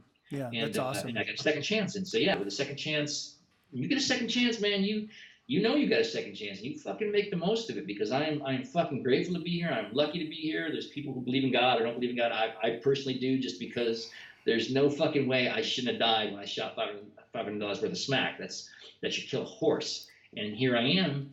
And yeah, I mean, I'm grateful to be here. I'm grateful to be sitting here talking to people. No, the money and the drugs is not something I'm proud of. It's part of who I am, and I like who I am, because I think you gotta like who you are. But I am here because of the graciousness and kindness of strangers. Yeah, that's awesome. Yeah, that's you know, it's really funny. I realized I was like, you know, like I didn't. Because I didn't do a lot of the stealing and a lot of lying, but I realized why. It's because I had a huge rock and roll scene where I was just constantly turning people on to, oh, you've never tried heroin? Here, let's try heroin. Oh, you've never tried crack cocaine? Let's try crack cocaine. You wanna buy? I'll supply. Like I'll go. And so the thing is, like, and so I just had this, and it only wasn't until the last 6 months where I was, you know, where I had my stroke and was still using. You know, like 3 weeks after having a stroke, you know, like, you know, and even then I was still going to go full tilt. Like it was only my buddy, like all my close friends, we all kind of became addicts together. They all kind of started dropping one after the other. And the last man standing comes to me, who and I had no interest. I'm like, I'm done. I'm not going to I don't have another record. My first record tanked. This is the only thing I know how to do. Fuck it, you know, I'm done, you know, and my buddy came to me and he's like, Mike, like I need, he's like, I know if I know you're out there, I'm just going to come find you. Can you just do a full month with me? Can you just do like, and then after a month I should be okay, you know? And so I was like, hell yeah, man. Of course. You're my brother. Yeah, of course. And so we like literally went to like 3 or 4 AA or NA meetings a day. Like it was crazy, you know, but it was the group of us all became addicts together, all kind of going and supporting each other. And that was awesome. And it wasn't until like a month that by the end of that month when I'm like, am I going to go back? Like I was like, fuck, I'm waking up and I'm not thinking, and I'm not running across that list of like all the shitty things I did in that day. And it was fucking, yeah, it was awesome, you know? No, and it's people supporting you. The people Tom Pitts, who was I've mentioned, he's also an author. He's got a bunch of stuff out there. We both disappeared at the same time, but he was like, we were living in a place called Hepatitis Heights together. Like, That's he was a down, and now he got all that life. He's my son's godfather, and he's one of my dear friends, and it's pretty amazing. But the flip side is people who don't get out, they die, right? yeah, and that's. And so it's not like how amazing is it, like, oh, we're still, well, yeah, because the other choice is he'd be dead, like, or he'd still be, I mean, jails, institutions, and death. Those are your three outcomes. Yeah, and that's actually, it is crazy, like, considering how many. I mean, I certainly lost a handful of friends, and not a day goes by that I don't think, because I was terrible with needles. I was fucking the worst, like, I wouldn't think that, oh yeah, I just had like 2 or 3 Clonopin, 2 or 3 Vicodin. So like I just did no mental adjusting. And so I was constantly, nodding out, and people would, like I woke up, I'd say every other time with fucking, ice down my pants, because, like that's, oh shit, there goes Mike again, and that's, which is so fortunately I didn't really get turned on to needles until at the very tail end of my drug using experience. It was mostly just me smoking shit, but yeah, man, it would, thank God that, because I would have certainly had I kind of gone down that path full tilt, I would have been dead. So yeah, so anybody who's not clear, don't do drugs. Yeah. Drugs will be really fun for a little while, and then you'll realize, oh shit, I'm not in control. Well, that's the thing is, like, I mean, because the thing was, like, they kind of lie to you about beer, like, beer, and then you're like, I kind of like, but then, like, when you get to the heart, it's like, no, they were telling the truth about that. Well, it's bad. It's funny. It's funny. The thing that got me, I mean, and it took 10 years. Like I started doing drugs 10 years before I really got hooked. And the thing was, is that, like, I just didn't tell me how much fun they were. Like I didn't hear any of that. Like all I heard was like all I heard was like it's bad for you and it will kill you and these things and you're gonna be an instant addict. No, I wasn't an instant addict. It took me 10 years of dabbling, before I became an addict. Be okay. You can have a few beers. You can even do a little speed on the weekends occasionally. You'll probably be all right. And they don't tell you that. And so the person did it. Like, I'm not in a gutter. I'm like, oh, well, I guess I can keep doing it. Yeah. And that's exactly. And the thing is, like, and I don't know how to. And because I'm not pursuing it, I don't know how to hook. I don't know, like. But once I started taking it seriously, once I started treating it like I do everything else that I really fall in love with, obsessively. Yeah. That's exactly. Then I'm like, I meet the dealer. I become friends with the dealer. I meet the dealer's dealer. I become really good friends with that guy. I get cheaper prices. I built my whole fucking network, and it's like I literally think a big part of the rock and roll scene that we built was just for us to, like, kind of keep the drugs flowing, like that's ridiculous, and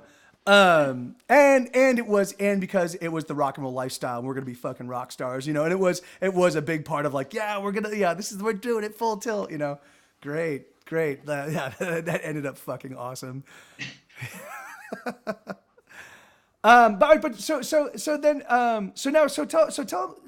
Talk to me about the new deal, man. Like, so because it's really funny. The post you wrote about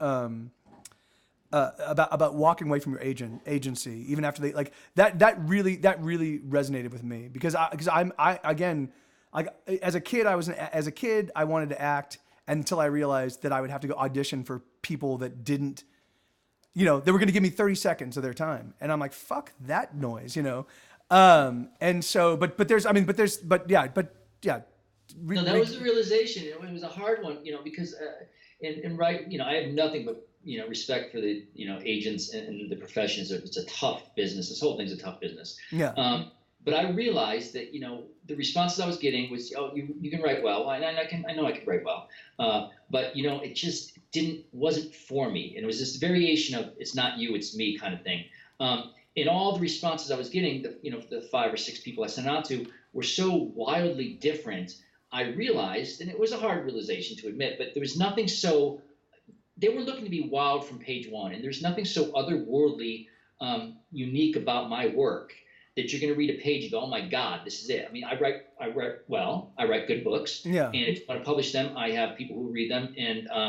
and they'll be good books. But there's not anything in there that you can go, oh my God, I've never seen this before. I'm like, this is this I gotta have. And part of that is You don't have enough dragons and me. vampires.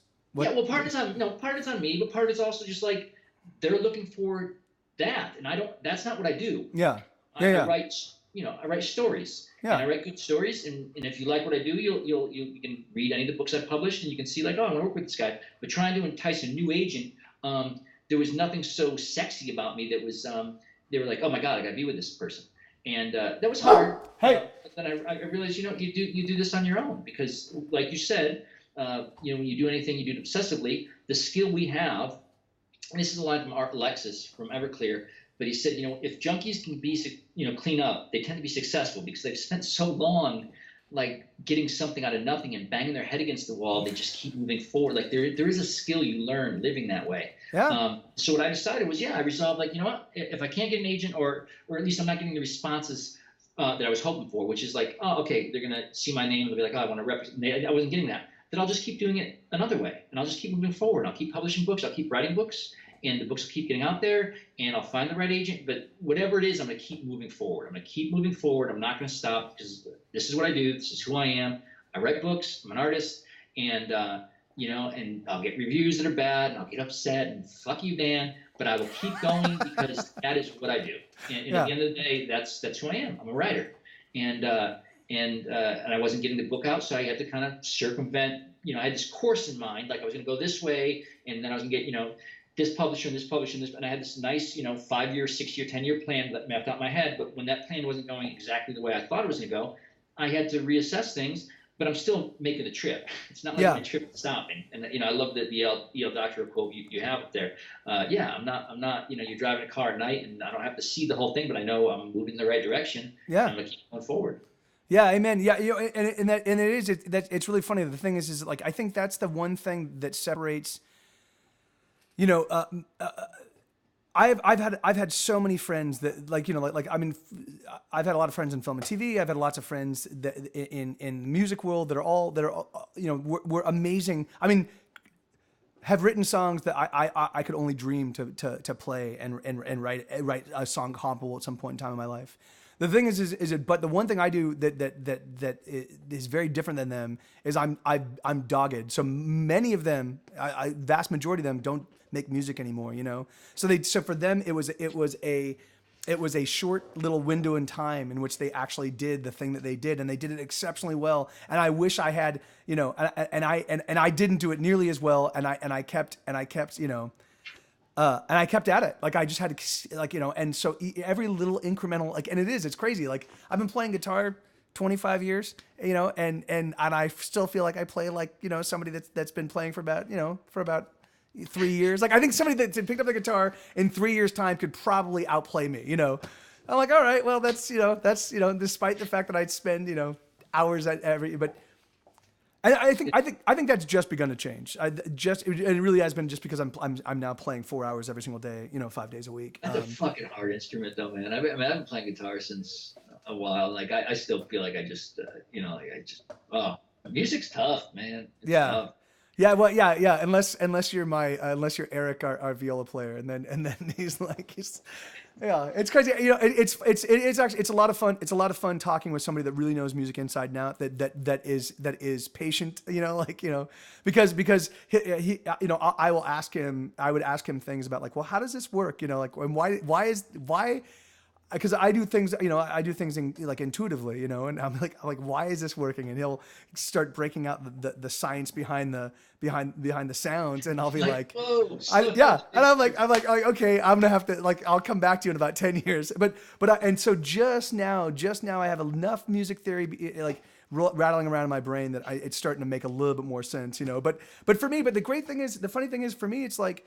That's fine. Like I don't need to master it right now. Like I've got the rest of my life. Like this is a whole awesome journey for me, And so I back when I could only do power chords, or I only wrote songs. Like I put out records and I played songs that people really dug and it resonated, And then things kept growing from there. So for me, it's a lot of fun to just be like, I work with what I got, and it's not a.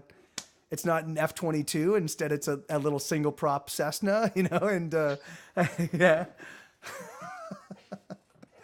And so I can't go to war. I have to just buzz around. Yeah, the more you know, the more you learn, the less you know. You realize, like, go on, how many people before you and how many people have done it better, and when is good enough, and that's the constant, I guess, struggle you have to you deal with in the arts. Like, you want to improve your craft, you want to be better at it, but at the same time, like, you are what you are, like, and so knowing when to be a perfectionist, knowing when to back off, and that these are all things you spend time alone in your head.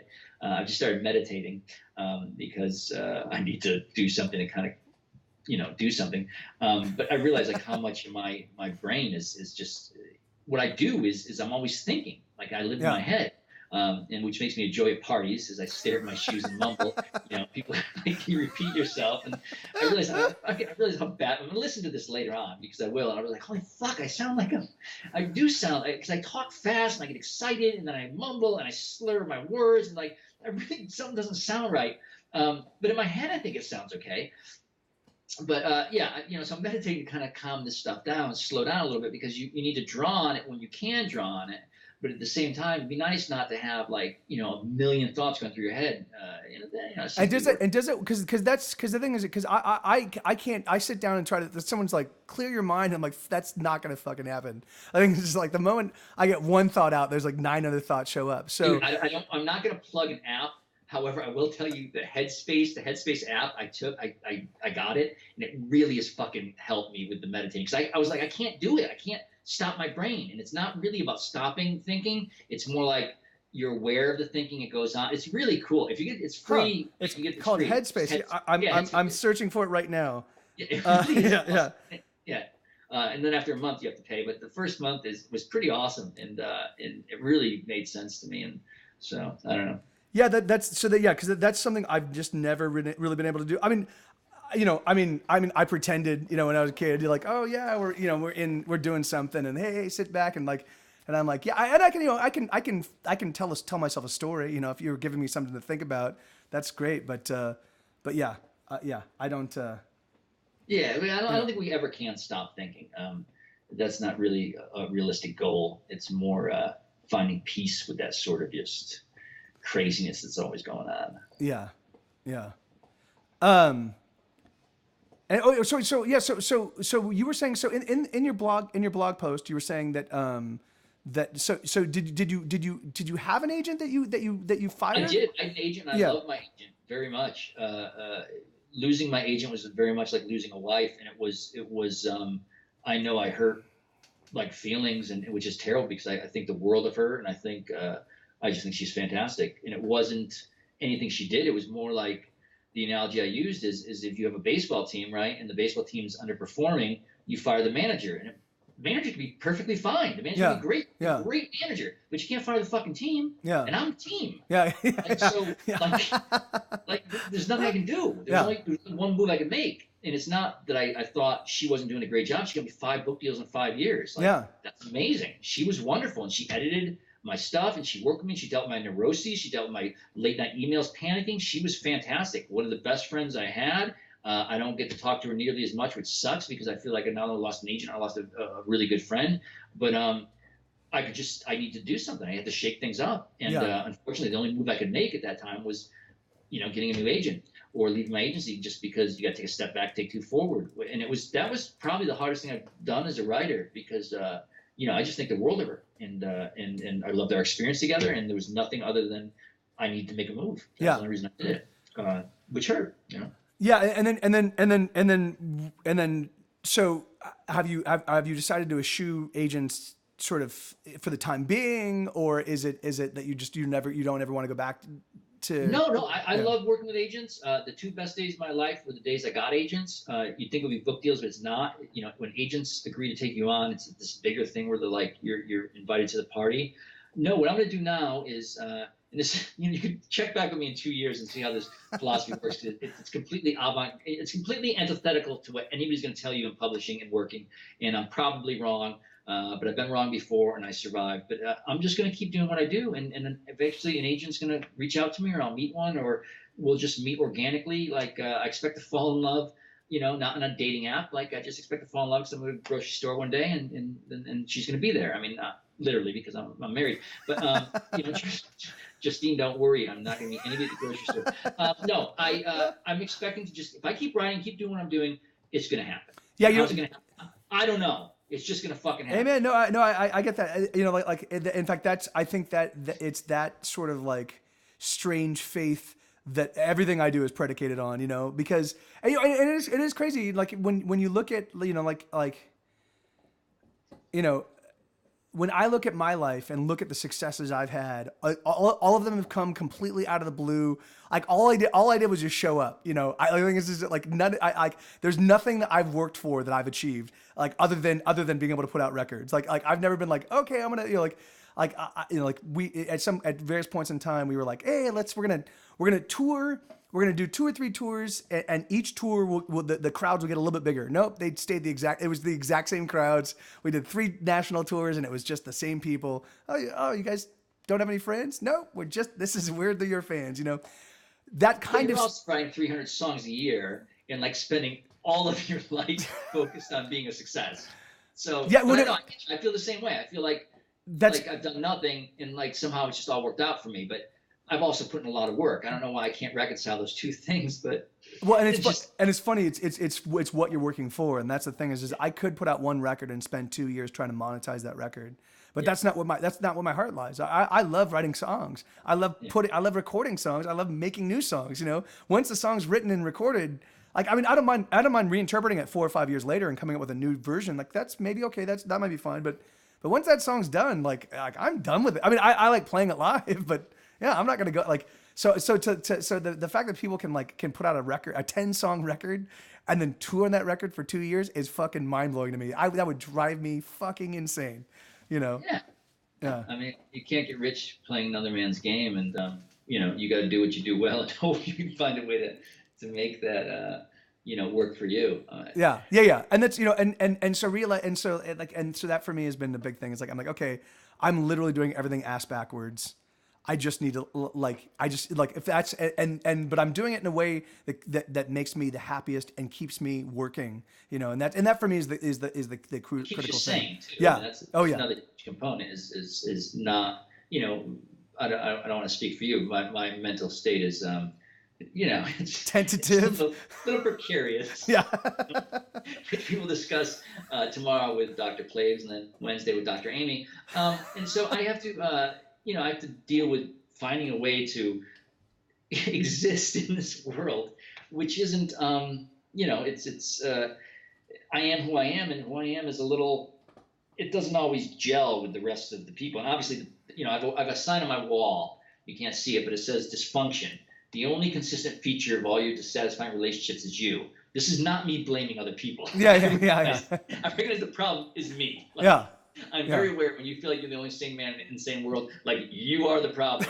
But that's still what I got to work with. This is what I got to do. So, to get these, faculties of these things, ducks in a row, whatever metaphor you want to use, I have to get this working in order so I can be a good husband, be a good father, be a good friend to, the 3 people I see on a regular basis, 2 people I see on a regular basis. So, you have to take care of that, and it's a little, it's not put together with a lot of concrete. There's more duct tape and paper clips. Yeah, cobbling together. Yeah, and that's and it's funny like that for me, like that is, in fact, that kind of speaks to what Knife by Kangaroo is asking in the chat. The thing is like for me, like I actually build a routine that allows me that generates enough self-worth for me in a given day that I make it to the next day without completely being like, this is fucking bullshit. I'm done with all this, And the thing is like, and I've done this is bullshit, and I'm done with this so many times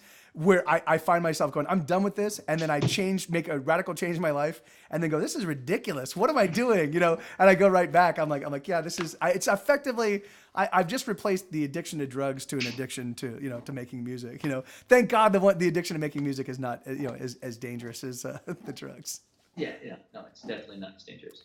It's in better hours. Yeah.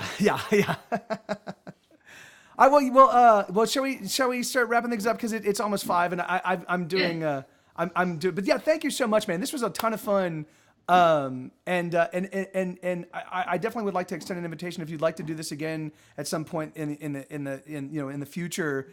I definitely would like to my hope is that as the show grows and as people kind of get to know, they kind of wrap their heads around it, we'll get a little bit more like engagement, more questions, but also as people get to know you and your stuff, they'll be able to dig in deeper with kind of.